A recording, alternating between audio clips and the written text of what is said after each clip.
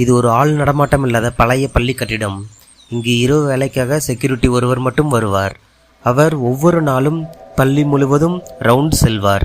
ஆனால் அன்று நல்ல மழை, இடி, மின்னல். அந்த அறைக்குள் சென்ற செக்யூரிட்டி பார்த்தார், உற்று கவனித்தார். அந்த அறையில் இருந்த கரும்பலகையில் ஒரே ஒரு பெயர் மட்டும் எழுதியிருந்தது. அதன் பெயர்தான் வாசுகி. அதே பெயரை அங்கு யாரோ உச்சரித்தது போல் தெரிந்தது. அதனால் அவர் பயந்து ஓடிப்போய் அவரின் அறைக்குள் பூட்டிக் கொண்டார். பின் யாரோ அவரின் அறையின் கதையை தட்டினார்.